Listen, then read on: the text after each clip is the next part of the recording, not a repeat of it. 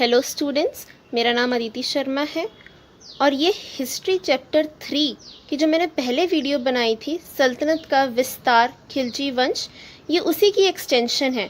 उसमें 2 क्वेश्चंस रह गए थे। इस वीडियो में हमने वो 2 क्वेश्चंस कवर करे हैं।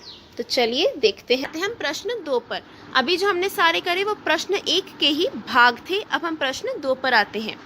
सही कथन के सामने सही का निशान और गलत कथन के सामने गलत का निशान लगाइए।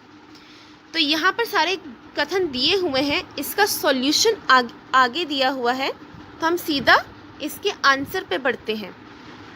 नीचे जो पिक्चर आपको दिख रही है ये मलिक गफूर की है। ख भाग में एक नाम आ रहा है, मलिक गफूर अलाउद्दीन का सेनापति था। अब हम देखते हैं क्या ये सही है या गलत। पर नीचे जो पिक्चर है वो मलिक गफूर की है। आगे चलते हैं। उत्तर है खिलजी वंश का संस्थापक अलाउद्दीन खिलजी था। ये हमारा क भाग था प्रश्न का और ये सही है क्योंकि इसके आगे सही का चिन्ह लगा हुआ है। खिलजी वंश का संस्थापक अलाउद्दीन खिलजी था। अब आप बोलेंगी कि जलालुद्दीन खिलजी तो सबसे पहला राजा था, फिर संस्थापक अलाउद्दीन खिलजी कैसे हुआ? बिल्कुल सही, जलालुद्दीन खिलजी सबसे पहला राजा था खिलजी समुदाय का, पर सबसे ज़्यादा विस्तार अलाउद्दीन खिलजी के साम्राज्य में हुआ। उसका साम्राज्य दक्षिण तक फैल गया था, इसलिए अलाउद्दीन खिलजी को खिलजी वंश का वास्तविक संस्थापक माना जाता है। ख भाग पे आते हैं।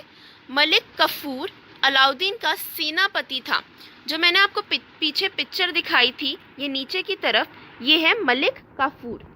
अब इन्होंने पूछा है जो मलिक गफूर था वो अलाउद्दीन का सेनापति था। बिल्कुल सही, इसके आगे सही का निशान लगा है। अगर आपने पद्मावत देखी हो तो उसमें भी मलिक गफूर का जिक्र है।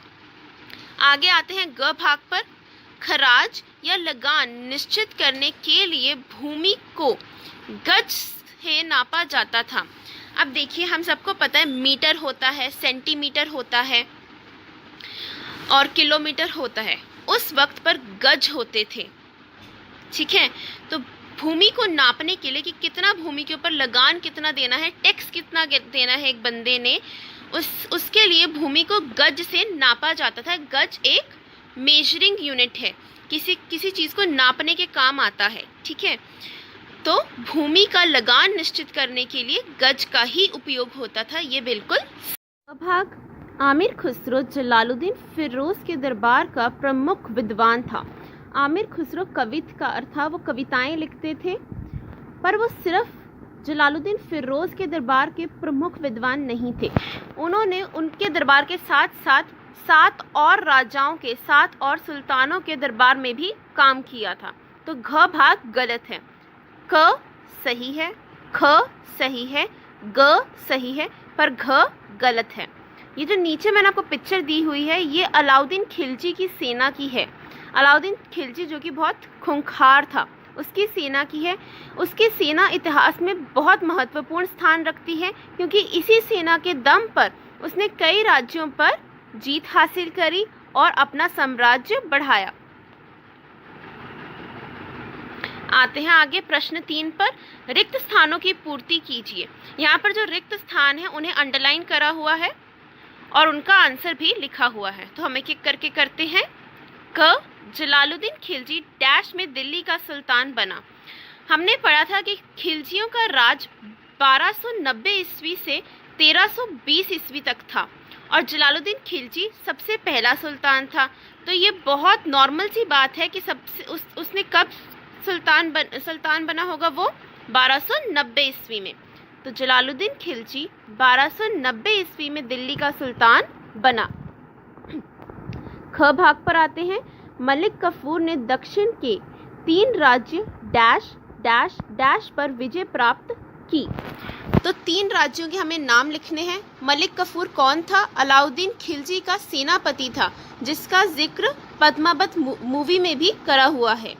तो उन 3 राज्यों के नाम भी हम कर चुके हैं। दक्षिण के कौन से 3 राज्यों पर अलाउद्दीन का राज था? देवगिरी, तेलंगाना जो आज विरंगल के नाम से है, और होयसल, ठीक है। तो इसको हम कैसे बोलेंगे? मलिक गफूर ने दक्षिण के 3 राज्यों देवगिरी, तेलंगाना और होयसल पर विजय प्राप्त की। ग भाग पर आते हैं। अलाई दरवाजे का निर्माण डैश ने दिल्ली में करवाया। अलाई दरवाज़ा दिल्ली में है, जहाँ पर टूरिस्ट जाते हैं, पर्यटक जाते हैं, और इसका निर्माण अलाउद्दीन खिलजी ने करवाया था। घ भाग, अलाउद्दीन खिलजी ने सन डैश से डैश तक शासन किया। कब से कब तक उसने शासन करा था? उसने 1296 ईस्वी से लेकर 1316 ईस्वी तक शासन करा। 1296 से लेकर 1316 तक उसने शासन किया था। तो आई होप आपको ये तीनों क्वेश्चंस समझ आ गए होंगे।